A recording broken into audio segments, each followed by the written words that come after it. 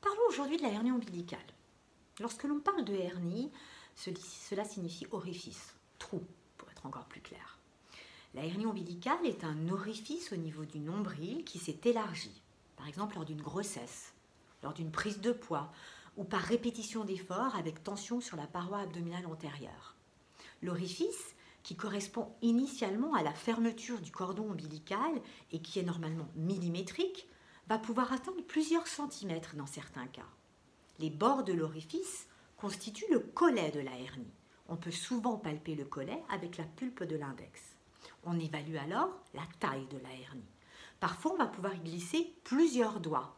Je vous passe une photo qui est représentative d'une énorme hernie. Avec le doigt également, on va également sentir ce que contient le trou, de la graisse ou des structures digestives. Alors souvent, la pression sur l'orifice peut être douloureuse. Alors on va essayer de voir si le contenu de la hernie est réintroductible dans la cavité abdominale. On dit alors en chirurgie que la hernie est réductible. Si la hernie n'est pas réductible, elle peut être fixée.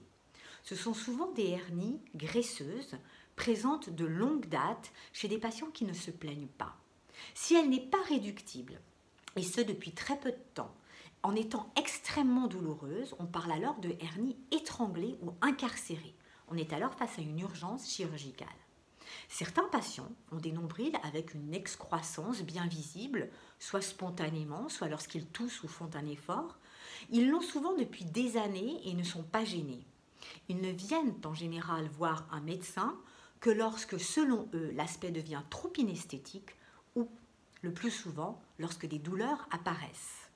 D'autres peuvent avoir des douleurs quasiment intolérables sur des orifices de moins de 1 cm.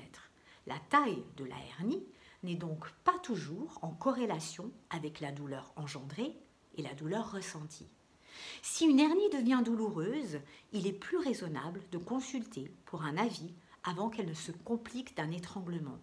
Si étranglement il y a, cela signifie que les tissus se coincent dans le collet, pouvant entraîner une souffrance tissulaire, et une hernie, quelle que soit sa taille, est toujours à risque d'étranglement.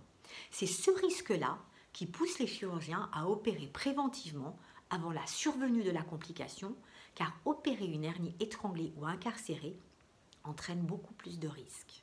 Je vous souhaite une très belle fin de journée.